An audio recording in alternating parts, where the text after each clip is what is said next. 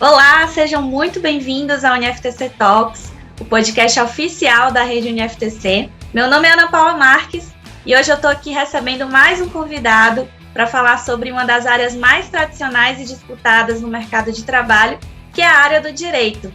E para trazer essas novidades aqui para a gente, eu convidei o professor Luiz Henrique Requião, que é advogado especialista em ciências criminais. Ele também é presidente da Associação de Advogados Criminais aqui na Bahia e coordenador do curso de Direito da UniFTC Salvador. Seja muito bem-vindo, professor, aqui ao UniFTC Talks. Bom dia, eu que agradeço, o convite, a participação. Enfim, vou tentar trazer um pouquinho da minha experiência, do meu dia a dia aí, para os ouvintes desse UniFTC Talks aí, e que eu possa contribuir de alguma forma com esses novos ingressantes ao curso de Direito. Maravilha, professor. Antes da gente iniciar o nosso papo, eu quero convidar você que está aí nos ouvindo de casa, no trabalho, no metrô, no YouTube ou nas plataformas de áudio, para seguir o UniFTC Talks e acompanhar o nosso conteúdo em primeira mão, continuar conectado aí a temas atuais e relevantes sobre o mercado de trabalho e as suas tendências que a gente está sempre aqui trazendo para o nosso podcast. Para iniciar, eu queria começar falando sobre o mercado de trabalho, né, professor? A gente sabe aí que o curso de Direito, ele é um dos mais concorridos em todo o país, né, devido a um mercado amplo, né, a oferta de concursos públicos, né, boa remuneração e também uma possibilidade aí de estabilidade financeira. O bacharel em Direito, ele também tem diversas possibilidades de carreira, né, a gente pode aí falar muito além da advocacia, a gente pode citar o juizado, a defensoria, a procuradoria, a docência, mas assim como em outras áreas, né, a gente está aí passando por muitas transformações, algumas delas aceleradas pela pandemia, e são desafios diários, né, que esse futuro profissional ele pode encontrar aí nesse mercado de trabalho. Eu queria que você trouxesse aqui para a gente agora um panorama atual aí dessa área na jurídica. Bom, como você disse, o direito ele traz aí inúmeras possibilidades, né? Então, a carreira jurídica, na verdade, ela tem aí amplas possibilidades, né? Desde as carreiras públicas às carreiras privadas. Então, obviamente, tratando aqui das mais tradicionais, magistratura, procuradoria, promotoria, defensoria, são aí delegados federais, delegados civis, são aí os mais tradicionais, vamos dizer assim, dentro das carreiras públicas do direito. Mas, enfim, você tem aí uma infinidade de possibilidades dentro das carreiras públicas e dentro das carreiras privadas também. Hoje, a cada dia, né, até por conta também de contextos sociais, de mudanças sociais, o direito vem surgindo nele novas áreas, novas regiões que podem ser exploradas, que ainda há poucos atuantes nela, né? Então, como você acabou de dizer, a pandemia acelerou alguns processos, dentre eles esse processo de digitalização relativo a dados. Então, hoje, dentro do direito, existe uma carreira que está surgindo, uma carreira relativamente nova, poucas pessoas ainda estão atuando nela, que é essa carreira do direito digital. Então, o direito digital é uma carreira aí que está surgindo. Ela foi muito impulsionada e muito renovada, vamos dizer assim, e muito necessária a partir da pandemia. Então, a pandemia acelerou e tornou ela ainda mais necessária, porque hoje a gente traz ou leva nossos dados para tudo que é lugar. E esses dados eles não podem ser vendidos, vamos dizer assim, sem uma autorização prévia em regra. Então, o direito digital ele permeia mais ou menos dentro dessa área aí do acesso de dados, da exploração dos dados, né? Hoje, vou dar só um exemplo, as empresas de publicidade, as empresas de consumo, tudo que ela quer é dados. E ela quer dados para poder vender de forma mais individual os seus produtos. Então, ela possa atingir mais especificamente as pessoas corretas para a venda daquele produto. Para isso, ela precisa ter dados. Para isso, ela precisa possuir esses dados, esse banco de dados, né? E até que ponto esses dados que essas empresas possuem são entregues a ela de maneira lícita, de maneira correta, né? De que forma elas adquirem esses dados ou de que forma nós estamos dando esses dados. Então, repito, o direito digital, ele está aí, o direito virtual, ele está aí, hoje muito presente, muito mais forte, porque a pandemia nos trouxe isso, e o mercado de trabalho, ele vai variando de acordo com essas necessidades, né? Como eu disse, hoje o direito digital, ele é o direito, vamos dizer assim, é a área do momento, né? A área do momento hoje é o direito digital, como já foi algum tempo atrás o cível, como já foi o administrativo, como já foi o imobiliário, não que essas áreas não tenham aí o seu nicho, a sua especificidade, a sua importância, a sua necessidade. Obviamente, cada uma dessas áreas tem as suas necessidades. E aí vou dar um exemplo de uma área que até então ela tinha dado um boom, vamos dizer assim, deu uma estabilizada e agora tudo indica que vai dar um novo boom, que é a questão do direito médico, por uma decisão há pouco tempo em relação à ANS, né, em relação ao rol dos planos de saúde, e aquilo que eles precisam fazer, se é obrigatório ou não. Então, o direito médico, ele também ele deu uma renovada, vamos dizer assim, no sentido de que vai ser ainda mais necessária a presença do advogado para discutir essas questões relativas ao direito médico. Então, ainda assim, há áreas que vão se renovando a depender de situações do dia a dia, mas então o direito ele é muito dinâmico, ele está sempre se renovando. Áreas que, em um determinado momento, pareciam estar mais consolidadas, acontece normalmente uma inovação legislativa ou acontece uma situação muito específica que faz com que aquela área se renove, seja de novo aí necessária vai precisar de outro tipo de profissional, enfim. O direito está sempre se renovando, ele está sempre em processo de novidades, porque a norma ela é dinâmica, a sociedade ela é dinâmica e precisa de normatizações dinâmicas também. Então, enfim, o direito está todo o tempo inteiro se renovando e vão surgindo, de acordo com as necessidades sociais, novas áreas como essa especificamente que eu estou trazendo, que é a área do direito digital, que é uma área que está aí e tem tudo para crescer cada vez mais, e cada vez mais o mundo é digital, e o direito não está longe disso também, inclusive trazendo um pouco dessa mudança, né, do direito. O direito já vinha nesse processo, e hoje é um processo muito mais presente, muito mais forte, que é a questão da digitalização do próprio direito, né? O direito em si, a carreira em si, a área em si, já vinha passando por esse processo de digitalização, iniciado lá pelos processos efetivamente, né? Eu, quando estagiei, alguns anos atrás, os processos ainda eram físicos, né? Então, cansei de caminhar no fórum com o processo físico debaixo do braço. Hoje não existe mais isso, né? Os processos hoje são todos digitais. Então, isso já é uma inovação que a carreira trouxe, né? As audiências hoje, que também eram uma situação muito específica, muito peculiar, muito excepcional, hoje já é mais natural, que são as audiências ocorrerem de maneira digital, né? De maneira virtual, que era algo antes muito superficial ainda, muito excepcional, eram situações muito específicas e existia uma grande resistência dentro das carreiras em relação a essas audiências digitais, e hoje, diante da pandemia, diante da necessidade que a pandemia trouxe, demonstrou que é possível, é sim necessário, é possível, é econômico, é mais prático, é mais rápido você fazer as audiências virtuais. Claro que a gente ainda precisa aí fazer alguns regramentos, precisamos fazer um melhoramento, porque a necessidade nos impôs essa migração de uma hora para outra. Então, sim, hoje, né, que a gente já está num momento mais sereno, mais tranquilo, é possível a gente manter esse estilo, mas, obviamente, precisa aí fazer alguns melhoramentos. A pandemia também nos demonstrou que é necessário se fazer alguns melhoramentos, mas que é possível, e é possível caminhar, é possível se fazer audiências virtuais de maneira, inclusive, até mais rápida, mais célere, dando aí a celeridade que todos os processos precisam ter, né, como efetivação da justiça. Então, inicialmente, para introduzir, assim, vamos dizer assim, eu começaria falando um pouco dessa digitalização dessa área e desse direito, que hoje é um direito muito mais digital do que 10 anos atrás, 5 anos atrás, né? Então, hoje o direito, hoje os cartórios, você é atendido via WhatsApp, então, necessariamente não precisa ir no cartório presencialmente para resolver algumas demandas. Então, tudo isso torna o direito muito mais rápido, muito mais efetivo, né?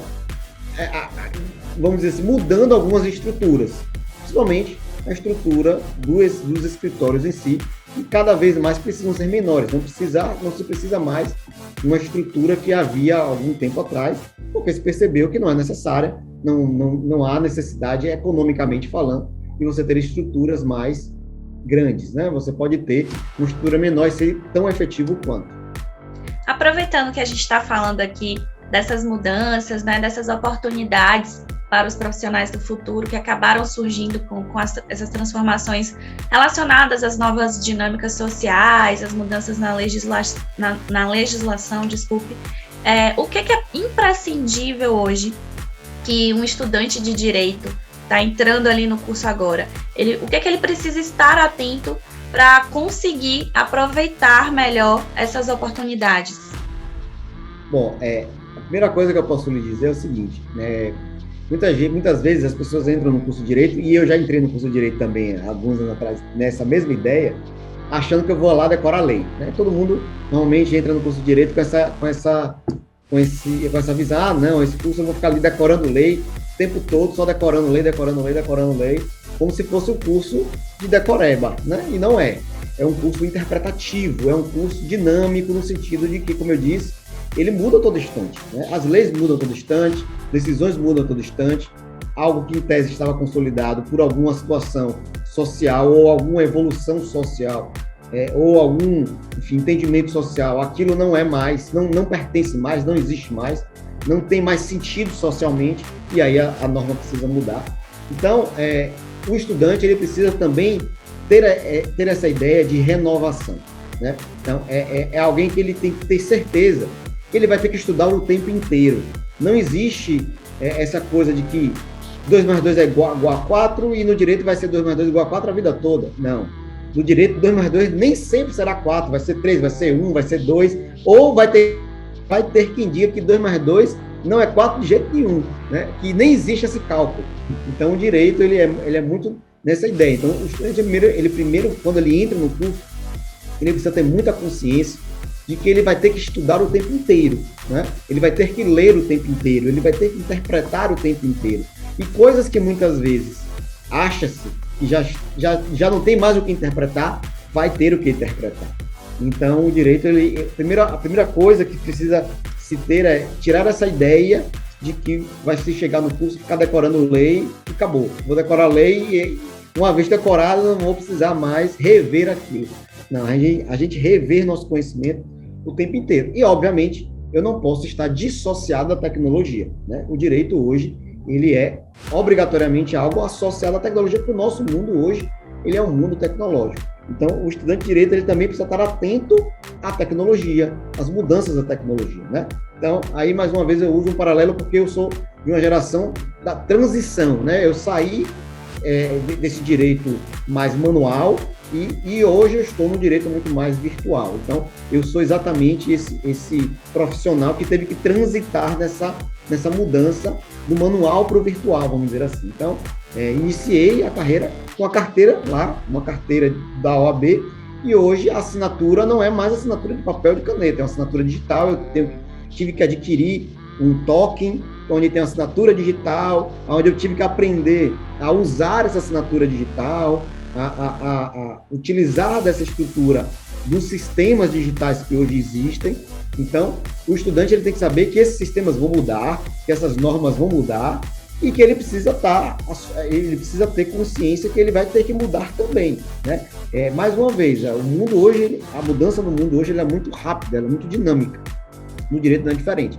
Então, o estudante que ele entra, ele precisa saber que ele vai precisar mudar o tempo inteiro, né? Ele vai precisar estar atento às novas tecnologias o tempo inteiro, né? Porque o direito cada vez mais está cada vez mais tecnológico, né?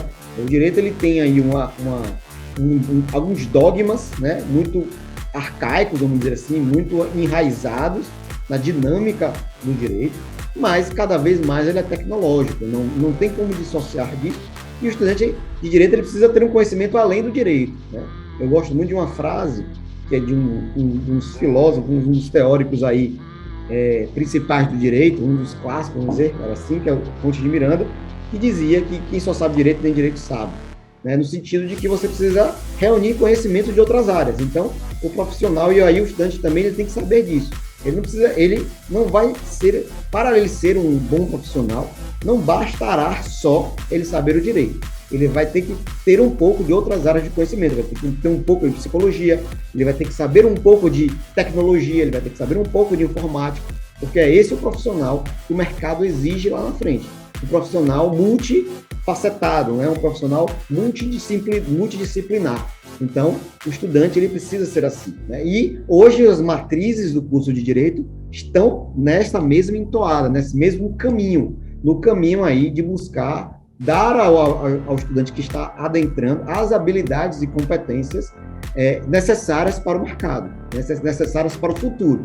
Então, hoje, a matriz, o pensamento do curso de Direito é um pensamento muito mais voltado para a tecnologia do que quando eu fiz o curso, né? Então, hoje, a gente tem aí uma matriz, por exemplo, nova, e dentre essas bases, eu tenho lá Legal Techs, né, que a gente chama, ou construção de softwares, construção de base de dados. Então, tudo isso o estudante vai precisar saber, né? Parece, se eu mostrar algumas disciplinas dentro da matriz, fica parecendo que eu estou tratando de um curso de informática e não de um curso de direito. Mas é um curso de direito, porque ele não pode estar aí dissociado desse novo mundo. E aproveitando que você trouxe aqui essa questão, né, do estudante ele ter essa necessidade de ter conhecimento sobre outras áreas, gostaria de falar também sobre interprofissionalismo, né? Já que esse também é um modelo educacional adotado pela UniFTC, né, com o objetivo de formar cidadãos com a capacidade de solucionar os principais problemas da sociedade, né? Hoje a gente tem aí um interprofissionalismo que vai desde a área de saúde até o direito, né? Enfim, quando a gente fala interprofissionalismo no direito especificamente, eu queria que você trouxesse um exemplo, assim, para o nosso ouvinte entender, né? Como que a gente consegue exemplificar essa vivência interprofissional, como que essa vivência ela agrega na formação do bacharel de Direito? Eu vou dar um exemplo muito prático. Enfim, eu atuo muito especificamente na área criminal, né, na área das ciências criminais, e é muito comum chegarem pessoas ao escritório com situações criminais, mas que, no primeiro momento, o atendimento que um profissional, que o advogado faz, não é um atendimento técnico de direito, mas sim um atendimento muito mais voltado à psicologia, né? Então, primeiro, a gente ali acalma, porque normalmente o que acontece é que alguém está preso, e aí normalmente vai ali os familiares, mãe, pai, irmãos, tios, e aí primeiro você precisa acalmar aquelas pessoas, né? Primeiro precisa fazer um trabalho muito mais de psicologia, né? De mostrar a eles que as coisas precisam ser mais serenas, mais calmas, para que a partir daí você leve a eles o entendimento do direito, a parte técnica, do que vai ser feito, do que pode ser feito, daquilo que é possível, né? Então, você também não pode ficar criando expectativas, porque você não tem, muitas vezes, como cumprir essas expectativas, porque não depende necessariamente do profissional. Então, é muito mais voltado a essa parte. Então, a necessidade de você ter esse conhecimento da psicologia, de como fazer isso, por exemplo, é extremamente importante para o profissional, né? Não adianta ele só chegar lá e sair jogando lei, porque muitas vezes a pessoa vai olhar para ele e vai dizer assim, e aí? Para que serve isso, né? Então, a gente precisa, e muitas vezes se chega ali pessoas que trazem ali histórias absurdas, né? E histórias longas. Então, você precisa também saber, dentro dessas histórias, o que é que efetivamente vai servir e aquilo que não vai servir, né? Então, você precisa ter esse senso crítico, né? E ser muito, muito assertivo naquilo que você precisa saber, né? Então, isso é muito comum. Então, a gente precisa ter esse conhecimento de outras áreas. Não tem como só saber o direito, né? A gente precisa ter um pouco do interprofissionalismo aí também. Vamos falar também agora sobre uma outra área que está em expansão dentro do direito, que é o direito ambiental, né? Que tem impactos aí importantíssimos na política, na economia, na qualidade de vida dos seres vivos. A gente tem algumas pautas aí, como, por exemplo, desenvolvimento sustentável, redução dos impactos ambientais, que estão em alta a gente está vivenciando as consequências climáticas também, né, atualmente. Podemos dizer que a formação de um profissional humanístico, né, consciente desse papel político, desse papel social, muito além, né, da teoria, como você tem trazido aqui para a gente, essa consciência, ela acaba tendo um peso na escolha, na inserção desse profissional em determinadas áreas, como, por exemplo, essa área do direito ambiental? Não tenho dúvida, não tenho dúvida. Isso hoje é muito mais uma questão social do que necessariamente profissional, né? Então, você ter hoje empresas, né, e o profissional não deixa de estar longe disso, empresas que têm essa preocupação da sustentabilidade, ela, obviamente, hoje é o tema em voga e que é necessário, né?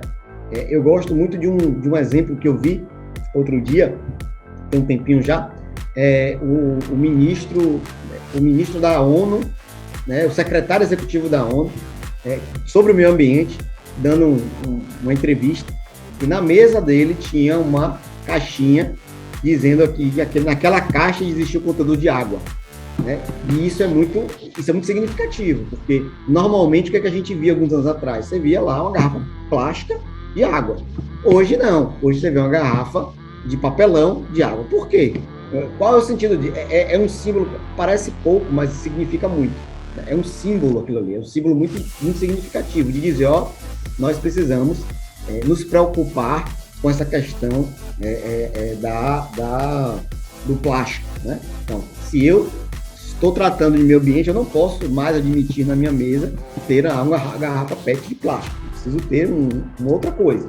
Então, isso é muito significativo. Então, os profissionais hoje, e o direito não está também social disso, precisa também estar inserido, porque isso também é uma preocupação social. Então, você hoje, quando procura um profissional e perceber que aquele profissional não tem ali qualquer preocupação ambiental, isso não traz uma mensagem mais positiva, né?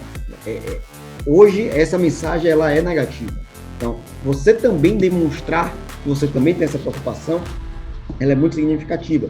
Hoje, e aí, mais uma vez, dentro aí do que eu estava falando no início, de novos mercados, de novas áreas jurídicas, hoje o direito também tem aí uma nova área jurídica dentro do direito ambiental, que já era um direito que já existia, né, desde o advento da Constituição, mas, como eu disse, os direitos vão se renovando. Hoje existe uma questão relativa ao carbono, né? Então, hoje existe aí a questão de se ganhar dinheiro vendendo carbono, né? Ou se reduzindo a quantidade de carbono. Então, e aí o direito tem que entrar nisso. Hoje existem projetos de lei tentando regulamentar no Brasil como será feito isso, né?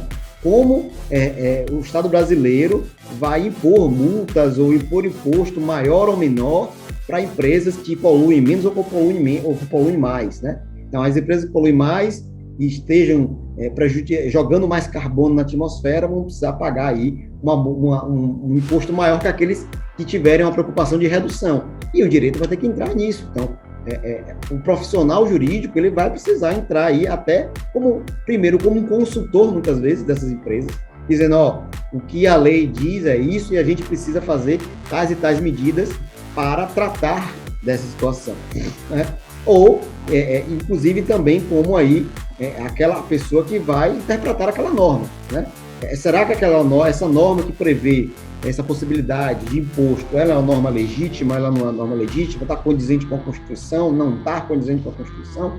Então, esse profissional, o direito ambiental também vem se renovando, porque vem se criando aí novas formas de normatização em relação ao direito ambiental. Hoje o direito ambiental não se limita apenas a criminalizar desmatamento, né? Que é, vamos dizer assim, algo mais cotidiano de se ver. Mas o direito ambiental, ele está aí querendo rediscutir essa questão do desmatamento, né? Não é o desmatar por desmatar, mas também não é o desmatar uma área e reflorestar outra área e está tudo certo, e está tudo bem. Não é bem assim também, né?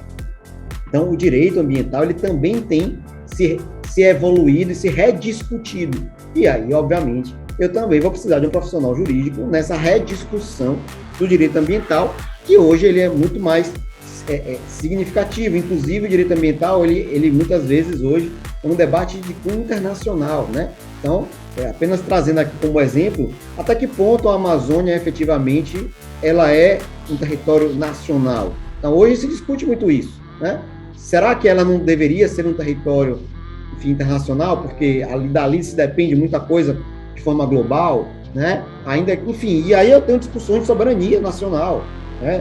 Até que ponto aquilo ali, aquele ambiente né, tem que ser guardado pelo Estado brasileiro, vamos dizer assim, né? E aí existem discussões se aquilo ali não deveria ser algo internacional, porque em tese, sendo internacional, eu poderia cuidar ou fiscalizar de maneira mais efetiva do que necessariamente o Brasil em si, porque não parece que não consegue dar conta do tamanho da vastidão do território, enfim. E aí você vai discutir soberania, você vai discutir várias coisas dentro do ambiente, dentro de um direito ambiental, né?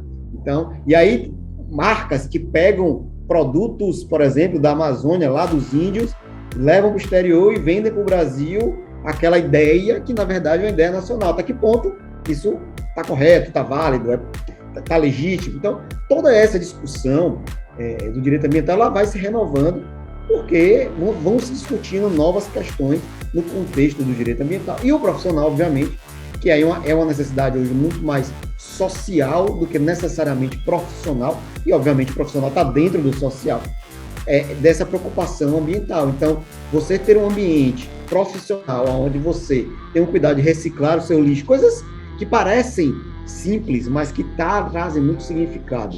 Então, reciclar seu lixo, evitar produtos plásticos, evitar canudo plástico, então tudo isso traz uma mensagem, independentemente do profissional, traz uma mensagem positiva hoje em dia, né? E tem que ser assim, porque a sociedade exige hoje isso de todo mundo, e o profissional do direito não está, obviamente, dissociado do mundo social.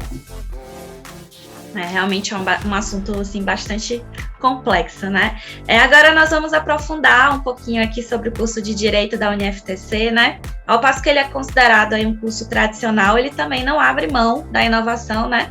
O estudante de Direito da UniFTC, ele tem a oportunidade de acessar esse currículo inovador, né, com base nas competências. Queria que você explicasse melhor para a gente como funciona esse modelo, né? Explicasse para esse futuro estudante aí de Direito que está de olho aqui, como funciona esse curso.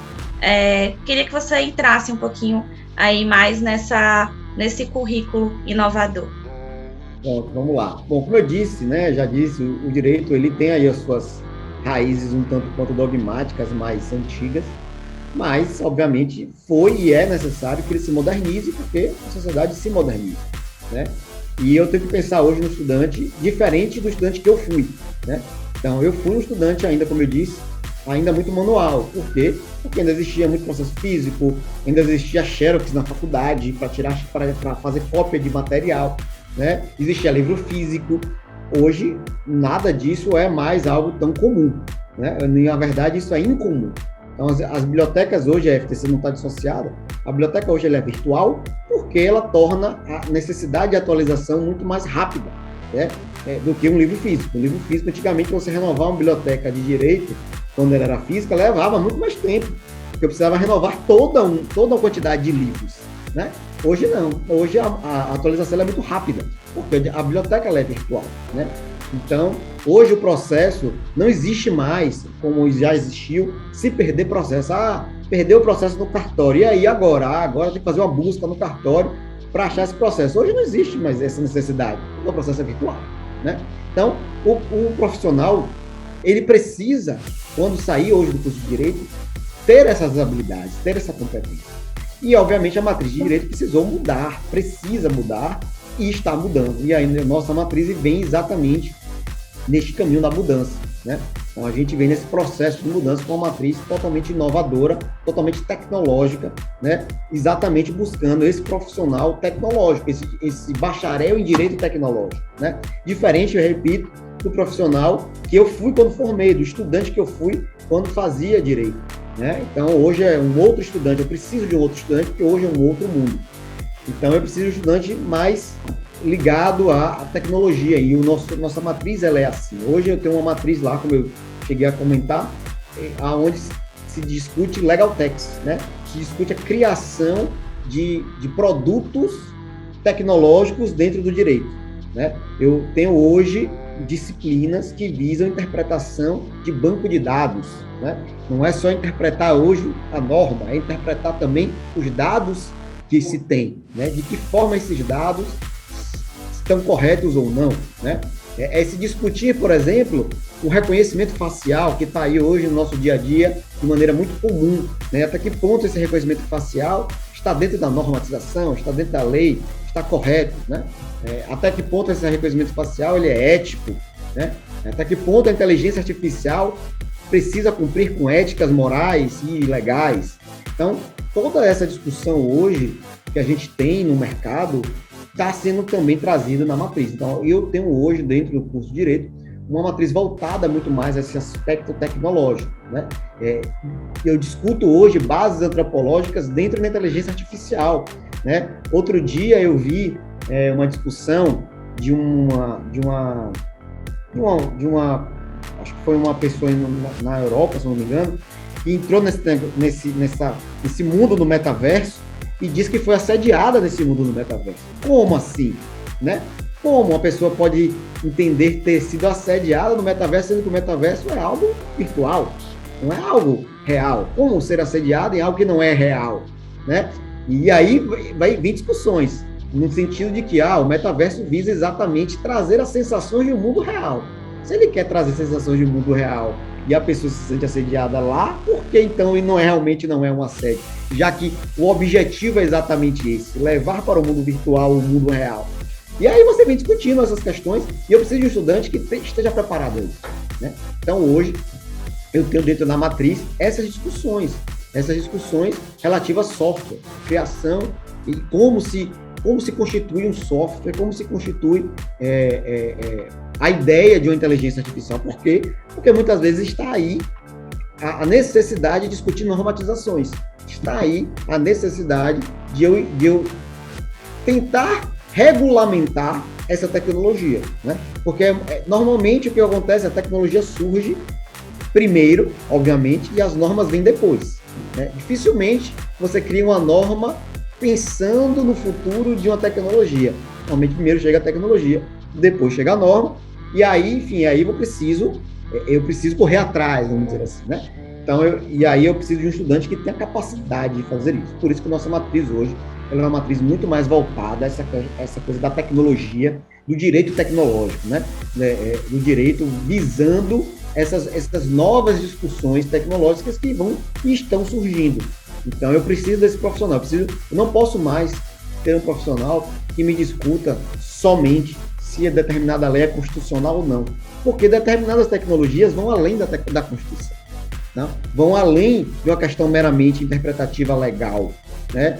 Mas sim, vão discussões filosóficas, éticas, morais, e aí eu preciso que o estudante ele tenha essa base, por exemplo, antropológica, sociológica, que já era algo presente no direito, mas hoje essa base antropológica, sociológica, que antes era uma base para se discutir a norma pura e simples, hoje eu preciso disso para discutir a tecnologia, né? Até que ponto antropologia, sociologia, elas são necessárias para eu discutir a tecnologia. Se essa tecnologia ela é ou não é legal, ela é ou não é ética, ela é ou não é moral, ela veda ou não veda, ela desrespeita ou não desrespeita um direito da intimidade. Então, a tecnologia está aí e a gente precisa regulamentar, e eu preciso de um estudante que tenha essa capacidade, tenha essa habilidade. E a matriz hoje, que a gente tem, visa exatamente buscar esse egresso, né? Que é aquele aluno que forma. Então, formar um aluno que tenha essa capacidade de enxergar a tecnologia, e para enxergar a tecnologia eu preciso ter conhecimentos básicos da tecnologia, saber como é que ela funciona, obviamente, né? Eu não vou conseguir criticar algo que eu não sei como funciona, eu preciso ter uma ideia de como funciona, para a partir daí trazer uma crítica, trazer uma solução, trazer uma discussão. Então, hoje a matriz ela é exatamente nesse sentido. Eu trago ali questões da tecnologia. É como se eu estivesse aí puxando um pouco da questão do interprofissionalismo, eu puxo algumas coisas do direito, da ciência, da ciência da informática, levo e trago ele para o direito. Porque eu preciso, obviamente, eu não vou trazer uma discussão de ciência da informática, né, como o estudante de informática vai estudar. Óbvio que não.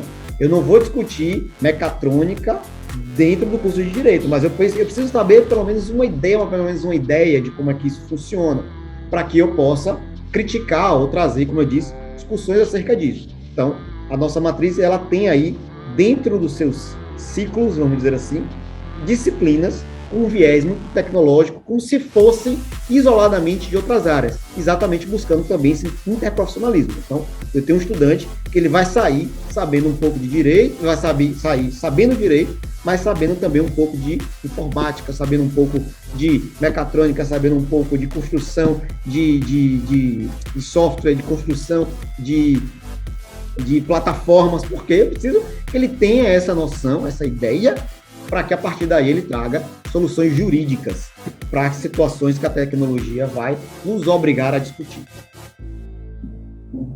Maravilha! Então, assim, a gente chega aqui ao fim do podcast UniFTC Talks, Direito em Movimento. Gostaria de agradecer aqui ao professor Luiz Henrique Requião, que bateu esse papo com a gente, tirou essas principais dúvidas, né, e trouxe essas informações valiosíssimas para quem está de olho na área do direito. Muito obrigada, professor, por ter participado aqui conosco. Eu que agradeço mais uma vez, como eu disse, agradeço o convite. E se deixasse, eu ficava aqui falando aqui até umas 10 horas. A gente vai ter muitas oportunidades. Eu espero que, enfim, possa ter contribuído, possa ter ajudado e estarei sempre aí presente para ajudá-los e esclarecer qualquer necessidade que haja e, enfim, estou aberto aí a sempre evoluir, a sempre rediscutir novas formas de direito, né? Enfim, foi um prazer e contem sempre comigo e estou por aqui sempre que precisarem. Muito obrigada, professor. E você pode continuar acompanhando o UniFTC Talks nas plataformas de áudio, também no YouTube. A gente está no Spotify, no Google Podcast, no Apple Podcast, no Castbox, Overcast e muitas outras plataformas. E você também pode seguir o UniFTC Talks, aliás, a rede UniFTC, nas redes sociais e conhecer também de perto aí o nosso movimento para o futuro. Só falando novamente aqui, o arroba é Rede UniFTC no Instagram e também no Facebook.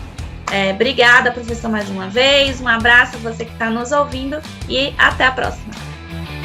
UniFTC, você em movimento.